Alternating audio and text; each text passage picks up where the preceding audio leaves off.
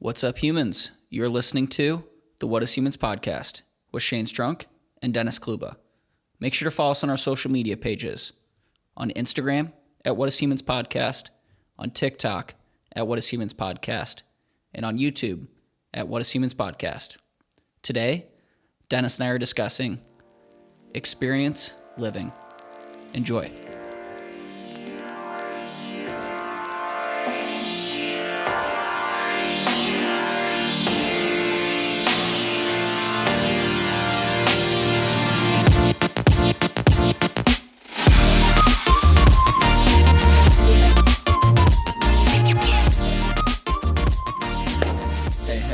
You're listening to the What is Humans podcast with Shane Strunk and Dennis Kluba. If this is your first time listening, this is a personal growth podcast that Shane and I talk about things going on in our daily lives, and hopefully you at home listening can gather some information that helps you on your own journey. And most importantly, we are experts in Almost nothing. What's up, man? Nothing much. We are moving and grooving right into summer right now. We just started a new training block for a marathon. We're sore. How about you? What's going on? Nothing much, man. I'm excited for this topic. I think it will be an interesting one. Mm-hmm. It definitely hits a lot of the What is Humans theme. So I think it's going to be questions around being in your 20s, not having answers, kind of figuring out your path. I think we're going to talk about a lot of those things. So what is our topic today? Yes, our topic is experience living. I think this is going to go down a lot of different paths, but hopefully come to, kind of That's how it always goes to. Some kind of a conclusion or some takeaways that we have. But this really comes from another podcast guest that Rich Roll had on named Kevin Kelly, who really talked about this idea, like you said, your 20s, not knowing what to do maybe, and how that really helped him in his own career and his own journey more so than maybe going the path that a lot of us think is the correct one. Yeah, I thought what was interesting about this topic is specifically Kevin just has a crazy unique background where he was born in America, had a pretty standard American childhood, but in his 20s, he's like, I'm going to live in Asia, and was bouncing back and forth there, and really just has a crazy, unique path to where he is, where he ended up founding the Wired magazine. He has many other accomplishments that I don't have top of mind, but he's also known as a futurist. So his extremely unique background, which just kind of inspired me or interested me to have a conversation here on why is it important to have those, experiences while we're young. I think that's what we'll talk about today too. Completely. I think right off the bat, the biggest thing that was different about what he spoke on compared to maybe what society and, some of the things that you would initially think of when you're talking about development of your career, yourself, how to find happiness was, he was like, hey, in your 20s, when you're younger, just do things that you want to do. Don't worry about money or climbing the ladder. Literally go have experiences, right? Yeah, totally. And I think there's going to be tons of debate around that. It's we have jobs, we do this podcast, on our free time. It's we are focusing on other fun things, but it's I guess it's more clarity, or how do we go about finding, those new experiences when, money is important. Safety is important. And he would argue the difference. So I think that's just interesting too, though. Yeah, no, I completely agree. I think that one thing that, and this is something that I think creeps into the back of our minds and was something interesting that they talked about, was how, especially going through maybe the American school system, or, I'm sure a lot of school systems, other places, is that you're really being, rewarded on getting good grades. And then when you get good grades, you go to college. And college, you work for a big corporation. Totally. And that's kind of where our reward system, I think, comes from. And I think that's something that every young person struggles with. But the idea of bucking that trend or not worrying about doing well on a societal level is very hard to let go of, at least for me, I think. Yeah, totally. And I think it just highlights the value of experiences itself, of life experience, of being able how to figure out how to get around, to find, to find a job, to not take the normal school path or career path, and really just find your own path of what interests you instead of it being a, hey, this is what everyone else is doing, so I'm going to follow suit. Yeah, I think that that's really an interesting point too, especially when you talk about like the job market or getting into school. We kind of mentioned this before we started talking, but a lot of people, when you go the same route as a lot of your friends, your colleagues or peers, or maybe generations before you, your parents, is that, hey, like this is the way, this is what you need on your resume. This is the experience you should have. This is the internships you should get.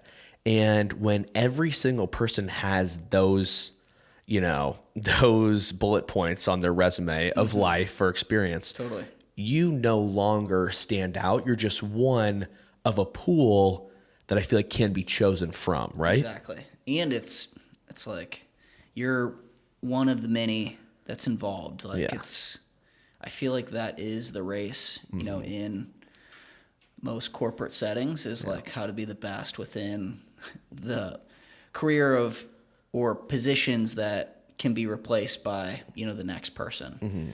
And I think the true value is someone who has that, who's the only, who like has that unique experience, unique background that can actually share a point of view that is different than everyone else's. Yeah, no, I completely agree. And I think outside of even a work perspective, I'll kind of get back into that, but I think the most interesting people that I meet, and I've said, we've met people, in our lives that I've said to you, I'm always fascinated, and I always come back to Shane and say, man, so-and-so, they lived in Australia for a year. Yeah. Or they, they did something crazy after school and took this wild startup in X place. And it's like, for whatever reason, and I think this is kind of a universal thing, aren't we kind of drawn to those people that do have those unique experiences and do take the risk, quote unquote, like 100%. And it's almost like part of you is maybe jealous, or part of me is maybe jealous but intrigued, but you're like, but I could never do that. Yeah. Which is funny. That is interesting. And I think it's just true. I think we crave that novelty, that uniqueness in people. And it just reminds me of that part where Kevin was talking about billionaires. Do you want to speak to that a little bit more? Basically, he had just mentioned that, in his time as an adult now, he's been able to be surrounded by billionaires, people that have made a ton of money and founded companies. Yep. And he mentioned that even at their maybe older age, like in their 50s or 60s, that they still felt like they hadn't found their life calling. They felt very young. Yeah, they were the ones saying, once I make this amount of money, I will do this thing. Yeah. I will go on this trip. I'll go vacation here or live minimally. But in reality, it's those types of trips and experiences can cost like nothing. It is just going and doing it and kind of living those experiences like he did in his 20s of backpacking across Asia or,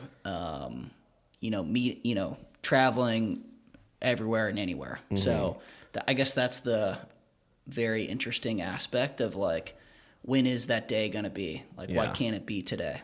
From a more like, and this is the part like I think where we can put our own spin on things and maybe ask some harder questions that maybe Kevin didn't mention, but what role do you think in whether it's your career or your life, et cetera, do you feel like, and I'll talk about how I feel about it, but do you think like when you do take these experiences, like a lot of times now, and this is a big normal thing is, your job requires 4 years experience or something crazy like that, 3 years experience.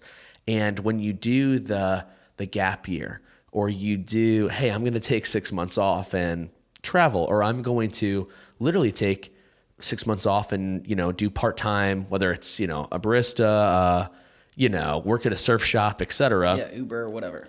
Don't you feel like there is some pressure or fear that you're falling behind your peers or other people that totally, it's just that race that our society has on us. Mm-hmm. And I think we all fall to that. I know I do. And it's, I think it's a conviction that we have to have within ourselves, or we have to grow ourselves, is like, be so selfish in what you want to do and follow your curiosities and passions instead of worrying about where you might fall in someone else's eyes or your parents or your neighbors, for example. Mm-hmm. Do you think that as well, like taking on those experiences in whatever capacity, right? New challenges, etc., that instills a little bit more self-reliance than maybe traditional school, or you go on the path right after school and you get the corporate job. I feel like for me, a little bit of that safety has also come with some laxness on pushing myself for growth. Well, yeah, I think with safety comes comfortability, and there's no need to take as much risk or try new things because it's like those needs have been met. Yeah. And by having those needs met, you're also going to be lacking in the other areas of novelty, of that excitement of something new. Yeah. So it's just harder to take new risk and to try new things from there. Yeah. And I think on the point of and I'd be interested to see what you think in your own work experience or people, that you maybe idolize or look up to, maybe in business or life perspective. But I would argue that the people that maybe aren't the hiring people, but are maybe the bigger decision makers within a company or a job, would you say that it's valued by the people that took the risk to start a company or to et cetera, that they valued those same people that took risks at a young age, trying something new, whether it's, if it's technology or it's, experiences versus taking a very traditional route? Yeah, I think that depends. Yeah. I can't say that that's the best path for you to find a job with 5 years of experience using this skill. Yeah. I'm saying I think it's just more of a stronger mindset and willingness to try new things or to go out on your own to be, say, an entrepreneur or to start a new business. I think those people that have those vast different experiences are able to take that risk way more easily. Yeah. However, it's if you don't fall into that corporate structure of a company or say into a community, you're going to be missing out. You're going to be the only, not one of the many. Yeah. And there's comfort in that. Yeah. But there's also, there's comfort in being one of the many. Yeah. Mm-hmm. I would say it's also arguably uncomfortable to be the only, though. Completely. It's very uncomfortable. Yeah.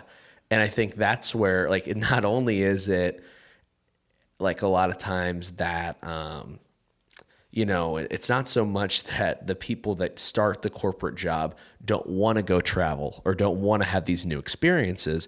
It's the safety net or the comfortability of the routine, the daily, that it's like a magnet you can't leave, right? Or, seeing Janet in the office every day or on Zoom, there's some warmth in that, totally, right? Totally. And so you don't want to leave that. Yeah. Yeah. It's hard to. Yeah. My other thing was going to be, he talked a lot about optimism, and I was wondering if you wanted to speak on where optimism plays a role in maybe taking the chances or going out, and having these experiences. Yeah.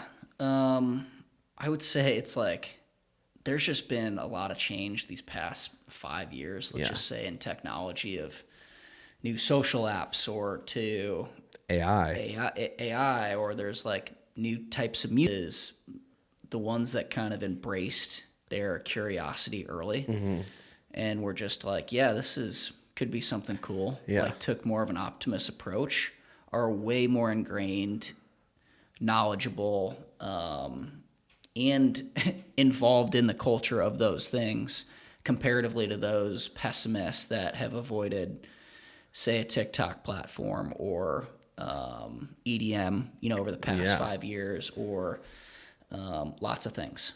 So I guess that's my point of like, just let your curiosity roam and take more of an optimist approach, because you will be extremely knowledgeable if you are able to do that. Yeah. I think that you're so right. I was thinking of, when you mentioned music, I think of early adopters and people that maybe initially were afraid of, like, a lot of the masses are going to be afraid of things when they first come out. And I think that this plays well into like this experience living is when you're maybe in a safety or you're used to something, new things, pessimism comes in, right? It's like, I don't know what this is. Like, I have my thing. I like what I'm doing day in and day out. But then those individuals that embrace these new experiences, this new technology, they have a unique foothold within it where they're like, hey, I know how this works way ahead of everyone else. And then those are the people that come into your company and they say, hey, we hired an expert in AI that's going to teach everyone about it. But it was really just the guy that's been playing with it the longest. That hasn't done anything but just mess around with it every night for a year. 10, 15 minutes a night. Yeah. That's interesting. And I think that could be a whole nother topic around why it's important to be optimists. Yeah. But those are the types of experiences that we have to let our curiosity and interest follow in order to have a more impactful life later on. Yeah. It's those types of things and trying new things that will allow us to be to have that unique value comparatively to someone that might just be another cog in the wheel. Completely. And I think that having those experiences breeds optimism, right? When you go out on a limb, we've talked about this so much, and you put yourself in an uncomfortable position, you are going to figure it out. You're going to be okay. But the minute that, you kind of stay in your zone, do your same thing, you kind of get this thing, well, I don't know if I can do it. Versus if you go out, on some crazy trip that, you never thought you could do, you go to climb Mount Kilimanjaro in Africa. It's like, man, once I get to the top, I could handle any Excel spreadsheet that anybody gives me anywhere, right? Yes, it's those hard experiences make those hard challenges make the everyday task so much easier. Yeah, completely. All right, so this is going to be tricky, but let's get into the hows of how do we experience living a little bit more than we are right now. Yeah, I think this topic is tough. It's something that I'm trying to do better at, is to take more risk. Especially while we're young, I think it's very important to do. I think the first thing that interests me for a potential how is just to follow my general curiosity, to follow what interests me, and to take action towards that. So if that's, say it's a pottery class, or it's I'm interested in potentially coaching running, like that's an interest for me. So maybe it's something where I can take steps towards that field that can at least gain me that life experience in that field. Yeah, I completely, I think you're right. I think that when it comes to like whatever is the thing, and this doesn't even have to be, because we talk so much about purpose or your why, I think that that's too big for this first how. It's like, what do you think is cool? Yeah. What have you seen online or maybe on social media that you're like, that seems pretty sick? Yeah. Just go and dabble, or kind of like look around, like how did they do that? Go to that concert, to go to that class, or to look up how to do this, or just like join a community or forum that is in that interest that you're after. Yeah, completely. I think that's great.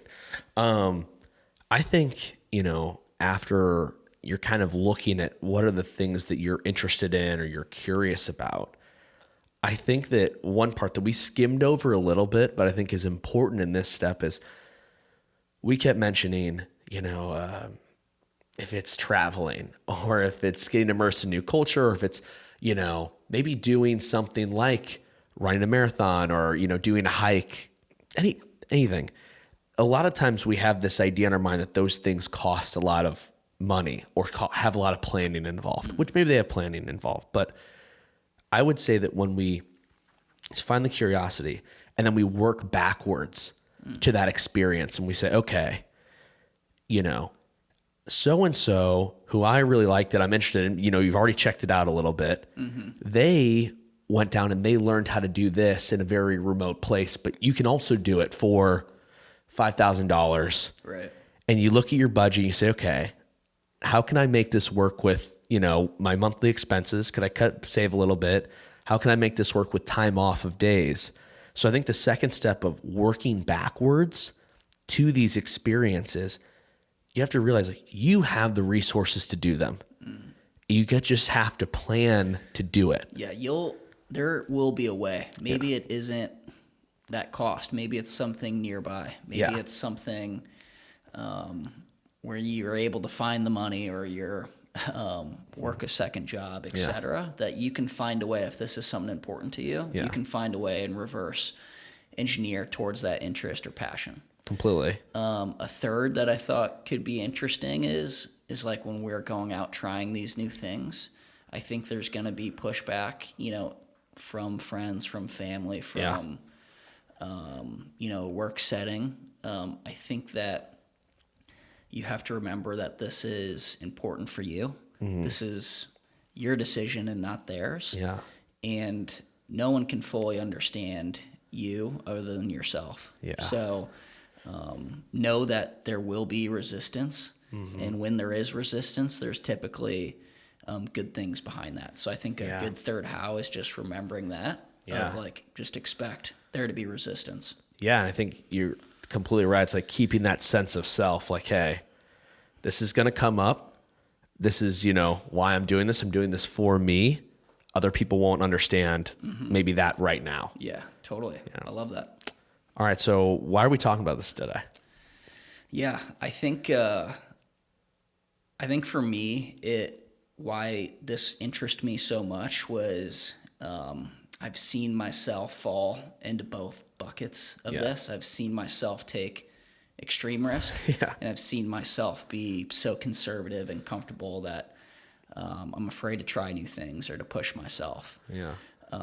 So I want to lean, like, it is important to have security and comfort, but I want to lean more into risk while I'm young. I want to keep trying new things, and topics and conversations around this have been helpful for that. Yeah. I think the conversation that, when we listened to it, the podcast itself, really, this topic kicked me in the pants just because, you mentioned, I know that there's times of massive growth in my life, and they've come in multiple ways. Sometimes it's been strict discipline, right? Where I have not had, it wasn't necessarily like a goof off or a fun time, but I was growing, because of it.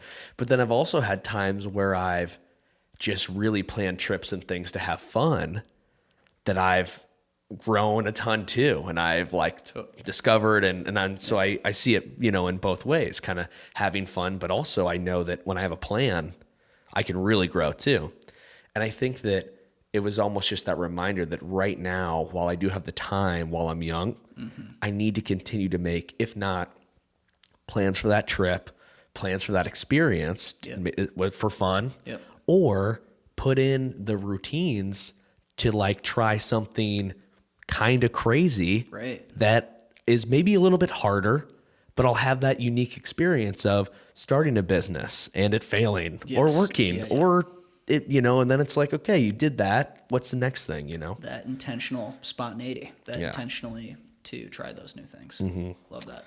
So let's do a quick recap. Yeah. So today we talked about experience living, really just how important it is to try new things. We are referencing a podcaster of ours, Rich Roll, who had Kevin Kelly on really just around his experience of living in Asia in his 20s, and then how important that was for him for being super successful later in life. Yeah, and we kind of talked about how the traditional school upbringing and maybe corporate structure can be so easy to fall prey to. Oh, well, we'll take that trip in X amount of time, or if I save up more money, then we'll buy the house, or and it's like, what is the ratio on taking the new experiences while you're young and have time versus waiting, maybe it doesn't happen. Yeah, totally. Yeah. And then we got into our house. So our first how was really just follow your curiosity and interest.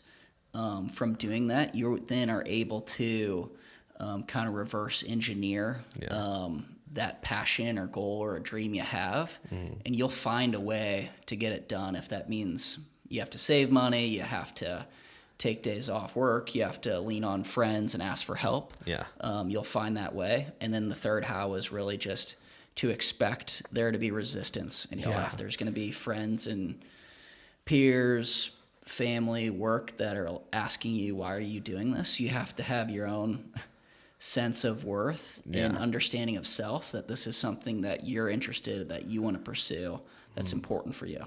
Yeah, it's so good. And then we just broke down into our whys of why we're talking about this today. And I really just talked about, noticing when the most growth happens through experiences. Sometimes that's been when I'm having a lot of fun. Other times it's been when I'm, have a very rigorous structure. But either way, I know that while I have time now, I need to work towards one of those two experiences or growth, opportunities to make the most of this time while I'm, while I have right now. Yeah. Awesome. Similar to you, mine was just around how I've lived in both buckets of extreme comfort and risk. Of extreme growth in that risk category. And I want to be able to lean into risk more and to challenge myself while I'm young. And that's why this was important for me. Yeah. And I think that wraps another week of What is Humans. Thanks, guys.